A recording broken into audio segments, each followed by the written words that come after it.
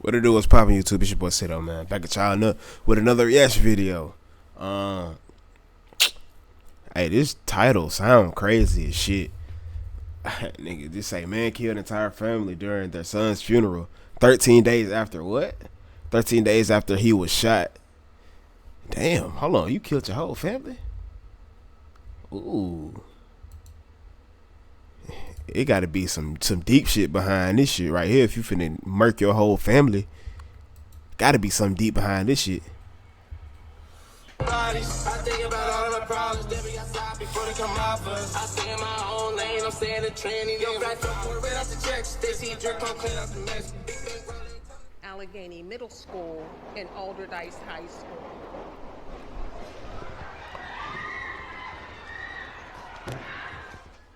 The organ plays. Why the fuck this nigga got a fucking YNS, man? Look at him. Nigga got a whole shiesty on at a funeral. Why? But that's besides the point, nigga. Y'all hear them gunshots going off in the back? He letting them bitches go.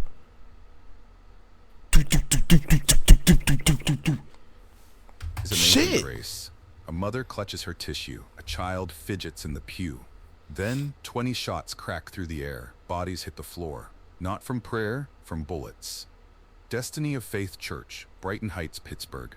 The funeral for 20-year-old John James Hornizes Jr. has just become a crime scene. Outside, 6 people bleed on church steps. Inside, 300 mourners scramble for exits that might lead to death. But this massacre? It started 13 days earlier. October 15th, 10:05 p.m. A Sunoco gas station on Cedar Avenue. Oh my Betty God. Jean Averett, 59, grandmother of 7, stood at her usual bus stop. Jacqueline Mahalik, 33, rushed past on her way to work, the late shift. They had 12 seconds left to live. The men with guns weren't aiming for them.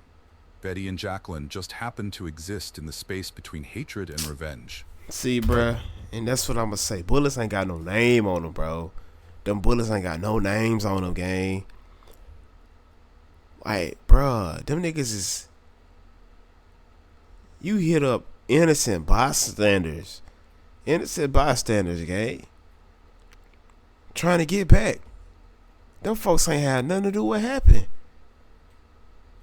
Damn, boy. The time the shooting stopped, 3 bodies lay on North Side concrete. One of them was John Hornizes Jr., the same man whose funeral would become the next target. Welcome to True Crime Anatomy. Damn. Thank you to our amazing subscribers for being here with us. May your families stay safe wherever they are. Today we're taking you inside a case that shook Pittsburgh to its core. That shit shaking me right now. Revenge The that fuck? turned neighborhood streets into battlegrounds. For our returning viewers and those just joining us, Your boy don't sick, by the forget to way. subscribe, So y'all like, got to and bear with share, me. I might because be we bring you the coughing, parts the sneezing, media all never up in this reported. motherfucker. But we got to get that The money. evidence they didn't show. Got to the get that goddamn connections they money. missed. You hear me? This is the story of how a funeral became a crime scene. John James Hornizes Jr. turned 20 in August. His godmother, Paige Davis, called him ambitious, trying to find his way. But the North Side streets had their own plans for young Damn, on men. the 720, that's crazy. October 14th, 24 hours before the shooting, Hornizes posted a photo with friends, smiling, throwing up hand signs. The caption's gone now, but investigators would later trace the digital footprints of an escalating conflict. The beef started over territory. Who could stand where? Who controlled which corners? Typical street politics that usually ended with posturing, maybe a fistfight. Sharon Troutman, 19. Jalone Hines, 21. Samuel Pez, 30. These names meant nothing to Betty Averett or Jacqueline Mahalik, but on October 15th, their paths would cross in the worst way possible. Text messages recovered later showed the tension building. Threats traded, locations shared. Someone mentioned the Sunoco on Cedar. Someone else said they'd handle it. By 10 p.m. on October... Y'all ever realize, like, it's always the niggas that played sports, and they was good. Like, niggas was good at them sports, my nigga. Basketball, football. Niggas turned into hood niggas. Niggas turned into real hood niggas at the high school. Niggas turning to real hood niggas at the high school. I don't know what the fuck they be doing. I don't know if they lived the life before that. But some niggas be turning into real hood niggas. I be like, damn. Niggas start getting a lean gut, all that good shit.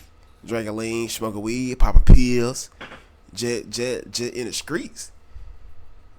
I don't know, man. These niggas was good as hell at sports though. That's that low probability shit. Sports ain't a high probability outcome, my nigga. Shit, you gotta get you a career. 15th, two groups of armed men converged on a gas station. A grandmother waited for her bus. A mother hurried to work. The stage was set for Pittsburgh's next tragedy. All the players in position, and nobody knew the script would be written in blood. October 13th, Friday night. A house party on Federal Street turns ugly. Words exchanged between John Hornez's Jr.'s crew and men connected to Sharon Troutman. Witnesses later told police it started over a girl, or maybe money, or maybe just because. Watch your back, someone said. This ain't over. October 14th, Saturday morning. Screenshots showed text messages flying. Instagram stories deleted minutes after posting. One message recovered by investigators, "See you at the spot." The Sunoco station on Cedar Avenue had become neutral ground. Both groups bought gas there. Both groups knew the cameras worked. Both groups thought that meant safety. That morning, surveillance footage shows Jalone Hines at pump 3. 5 hours later, John Hornez's Jr. fills up at the same pump. They don't cross paths. Not yet. But something had shifted. The threats weren't just words anymore. Someone posted a photo of a gun. Someone else responded with a location pin. The Sunoco station. By Saturday evening, both sides had made a decision. They'd settle this face-to-face. What they didn't calculate: innocent people use gas stations too.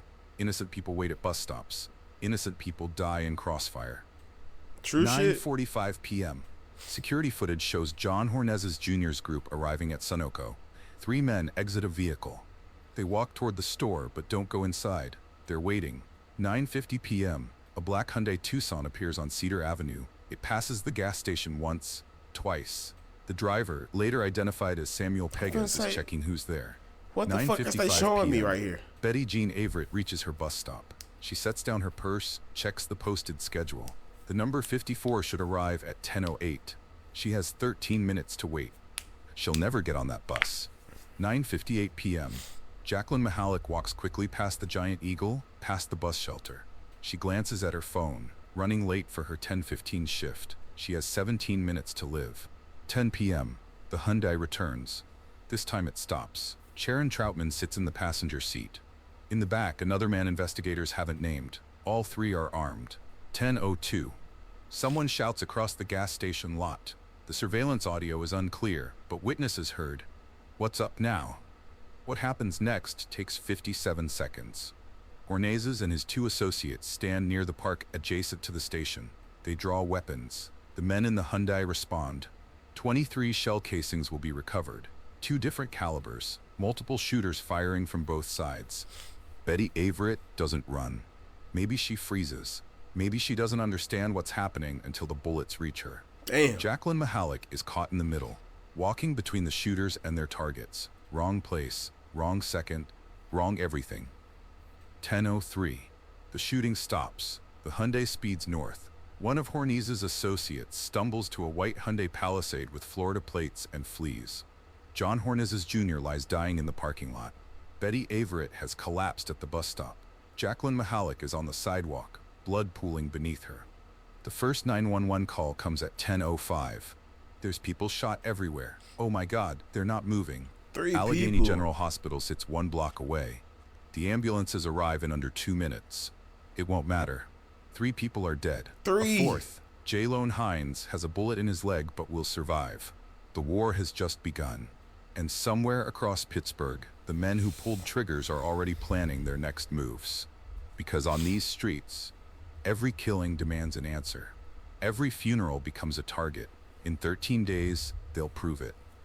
Question for you. You're pumping gas when bullets start flying. Do you run and risk becoming a target? Hide and hope they don't see you? Or try to help the wounded and risk your own life? Northside. I ain't gonna lie. When I'm getting gas, my nigga, especially at nighttime, which I don't be out at nighttime. It's rare that I'm out at nighttime, my nigga. But when I'm getting gas, I'm on my P's Q's, but I'm over that hoe. I'm watching my back like a motherfucker. Nigga can't get the one up on me. But hell yeah, nigga. If shots start ringing out, I'm ducking. I'm ducking. I ain't finna run. You can run right into the crossfire. Real shit. I'm a straight duck. Goddamn. Streets have their own definition of unacceptable, and they're already planning their response. October 16th, Sunday morning. Mayor Ed Gainey stands at the corner of Cedar and Stockton. Behind him, blood stains still mark the concrete. I couldn't imagine what that feels like. Gainey says about the victims' families, "We need the entire city to come together to deal with this violence." I know it's tough right now. I know that there's a lot of families and friends who are hurting right now. And I know a lot of them feel like they should do something. So I wanted to do something with you. I want you to call and tell us what you know. I need you to speak up and say something. They shot up the sanctuary today. His words echo across Pittsburgh, but in certain neighborhoods, different conversations are happening. Conversations about revenge, about who needs to pay, about which funeral to target. The Hornezes family starts planning John's service. They know the danger, they've heard the threats, they'll ask for police protection. They'll get officers who go to the wrong address. 13 days from now... What? Nigga, what? Did I hear that right? John's service. They know the danger, they've heard the threats, they'll ask for police protection. They'll get officers who go to the wrong address. How? Them niggas was scared, low-key. I'd be scared too. Them YNs pop out. Oh shit. Yeah, them YNs pop out, boy. Them YNs ain't nothing to play with. Niggas ain't nothing to play with, my boy. I'd be shook too. I go to the wrong address. Fuck will it. Bleed on Pittsburgh concrete. This time on church steps. This time during a funeral. Because in this story, every death demands another. Every funeral becomes a target. And innocent lives, they're just collateral damage in a war that nobody wins. October 16th, 4 a.m., Pittsburgh Police Major Crimes Unit transforms the North Side into a grid. 50 detectives, 6 different surveillance systems to analyze. One goal, find the shooters before they kill again. Detective David O'Neill leads the video team. Sunoco cameras, Giant Eagle security, ATM footage from across the street, traffic cameras at Stockton and Cedar, even a Ring doorbell from a house 2 blocks away. Every angle tells part of the story. The black Hyundai Tucson appears in frame after frame, license plate visible. Within hours, they identify the owner, Samuel Pegas, 30 years old. Criminal history includes a 2013 drug manufacturing conviction. The white Hyundai Palisade with Florida plates proves harder to trace. It appears briefly, picks up one of Horney's associates, then vanishes into the night. By noon on October 16th, something unusual happens. I want to pause and say something, but I'm going to wait. Not 1 or 2, dozens. I saw who was in that car. I know where they went after. Check this Instagram story from last night.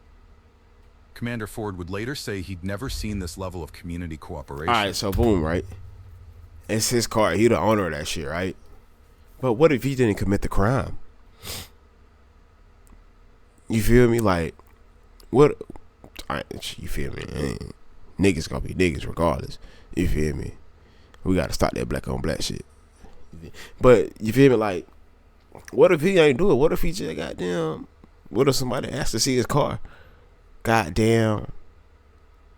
And nigga went on a drill in this shit. Maybe because I don't know though. And Jacqueline Mahalik weren't targets. Maybe because killing grandmothers and mothers crosses a line even street code won't defend. October 17th. Jalone Hines is arrested at UPMC Presbyterian, still recovering from his leg wound. He's charged with 2 counts of criminal homicide for Betty Averett and Jacqueline Mahalik's deaths. October 18th. U.S. Marshals find Sharon Troutman. The 19-year-old was in the Hyundai's passenger seat. Ballistics will match his gun to bullets that killed John Hornezes Jr. But arrests don't stop what's coming, because on Pittsburgh's north side, justice and revenge wear the same face. October 20th. The Horneses family meets with funeral director to plan John's service. They choose Destiny of Faith Church on Brighton Road, a place of peace, a sanctuary. That same day, the threats begin. Text messages, social media posts quickly deleted, words whispered on street corners. The message is clear. John Hornezes Jr.'s funeral won't be peaceful. October 26th. What did he do so bad for them niggas to come shoot the funeral? What did he do that bad, bruh? Like, goddamn, nigga, this shit ain't that deep, bruh. Nah, I could never ever be a street nigga, boy. You know what come behind that street nigga shit? Death, jail, death or jail, boy. I ain't, boy, hell, bro. But what the fuck he did so bad that's gonna make them niggas come shoot the goddamn funeral? Alright, bruh, shot that bitch all the way up. Family formally requests police protection for the service. Pittsburgh Public Safety approves the request. 2 officers will be assigned. The funeral is in 48 hours. October 27th. The officers receive their assignment, but somewhere between dispatch and deployment, wires cross. The address they're given, a funeral home 3 blocks from the church. I was finna pause it. I was finna say, what the fuck 2 police officers gonna do? How this nigga came in this bitch and walking shit down? Them 2 police officers ain't finna do shit. Officers arrive at the funeral home. Empty parking lot. No activity. They radio dispatch. No funeral scheduled at this location. Stand by, comes the response. The officers wait. Check again at 8 a.m. Still nothing. At 8:45, they leave. Meanwhile, 3 blocks away, mourners begin arriving at Destiny of Faith Church. Paige Davis, John's godmother, notices immediately. No police presence. Where are the officers? She asks funeral staff. They should be here, someone responds. We requested them. 10 a.m., the hearse arrives. Still no police. 11 a.m., 300 mourners fill the church. Gospel music plays, prayers begin, and outside multiple shooters take positions. The security camera at the church entrance records everything. Timestamp 12:02 p.m. A figure in dark clothing appears at the corner, then another, then more. Inside, the service continues. The pastor speaks about forgiveness, about breaking That shit fucked up, bro. Like, hold on, twin. Look at this shit, man. Gospel music plays, prayers begin, and outside multiple shooters take positions. The security innocent bystander. Innocent bystander. Camera at the church innocent bystander. records everything. She trying to hold on to this nigga. I don't know who the fuck this is, but he got on Buddy ass. He got on his ass. The horse even ran. Nigga probably hit the horse. 2 p.m. Got on his ass. Got on his ass. Corner, then another. Innocent fucking bystander right here, bro. This look like an old lady, and she look like she caught a bullet for no reason. No reason whatsoever, bro. This shit is not called for at a funeral. If you gonna try to get back, nigga, get back on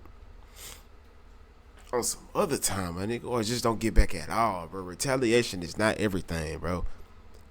Sometimes you just gotta take your lick and keep it pushing, bro. Real shit.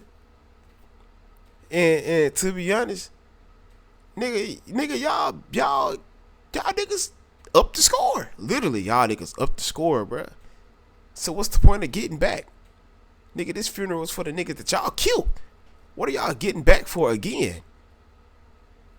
Somebody make this shit make sense, because it's not making sense at all. Then more.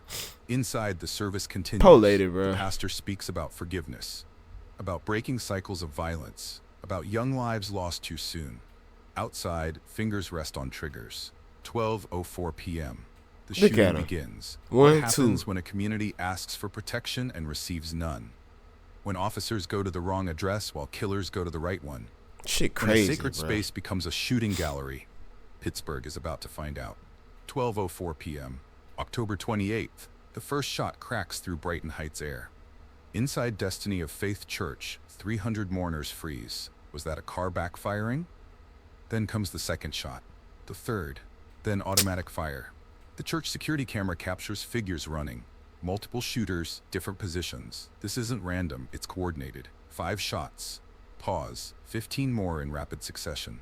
Outside, 6 people fall. Blood spreads across church steps where minutes ago mourners hugged and shared memories. Inside, panic. Bodies hit the floor, this time from fear, not prayer. Mothers throw themselves over children. The elderly crouch behind pews. Someone screams, "They're shooting at the church." The pastor's microphone picks up his words. "Get down, everyone down." Video from inside shows the chaos. A casket abandoned at the altar. Funeral programs scattered like confetti.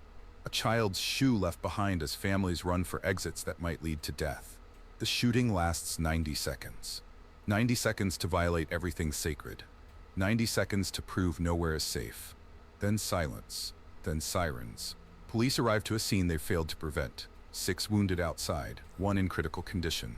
Inside, traumatized mourners who came to bury one victim of gun violence and almost became victims themselves. The image that haunts Pittsburgh, uniformed officers carrying John Hornezes Jr.'s casket to the hearse, the funeral he couldn't have in peace. The protection that never came. Rob Dennis, standing near the church afterward, tells reporters, "You see how quiet it is now? It's always quiet like this. This doesn't happen here." But it did happen, at a church, during a funeral, in broad daylight. If not at church, then where? If not during final goodbyes, then when? If men with guns will shoot up a funeral, what boundary remains? 2 hours after the church shooting, police arrest Sean Davis, 19. By evening, a 16-year-old joins 16?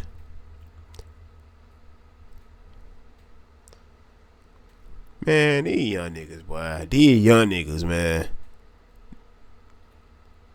Bruh, niggas can do way much other shit just to be in the streets, my nigga.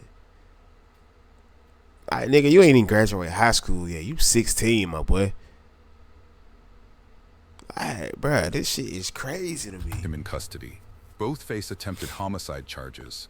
The investigation reveals what everyone already knows: retaliation for October 15th, which was retaliation for something before that, which was retaliation for something else. A cycle spinning so fast nobody remembers who started it. November 2nd, more arrests in the Cedar Avenue case, but some charges won't stick. January 2023, homicide charges dropped against Sharon Troutman and Samuel Pegas. They still face conspiracy and weapons charges. The families speak. LaRonda Averett, Betty's daughter, "Please lay down your arms. It harms the city, the world, it hurts." Bridget Mahalik, Jacqueline's mother, "Her children will still live their lives without her." The statistics tell one story. 2022, Pittsburgh matches 2021's homicide rate by October. But numbers don't capture empty chairs at Sunday dinner. Numbers don't explain to children why mommy isn't coming home. Mayor Gainey keeps appearing at crime scenes. "Keep making speeches. This has to stop," he says. But the streets have their own momentum, their own laws, their own terrible logic where shooting up a funeral makes sense to someone somewhere. Thank you for watching. Today, if you visit the corner of Cedar and Stockton, you'll find a memorial. Flowers for Betty Averett, photos of Jacqueline Mahalik, candles that neighbors keep lit, 2 innocent women dead, 6 wounded at a funeral. 3 young men dead or in prison, families destroyed, a community traumatized. For what? Territory that nobody owns? Respect that bullets can't earn? A street code that turns grandmothers into casualties? Tomorrow on True Crime Anatomy, the case that made veteran detectives quit. The evidence that... I'm telling you, boy. But I never in my life be a street nigga. Hell nah. I don't care how down bad I am. Fuck that shit. If I need some money, I'm gonna get it the right way. Man, look, bruh. Hey, man, if y'all enjoyed the video, this shit sad as hell, bruh. But if y'all enjoyed the video, like, share, comment, and subscribe if you're new. It's your boy Cedar. I'm gonna keep pushing these videos out, man. And I'm out.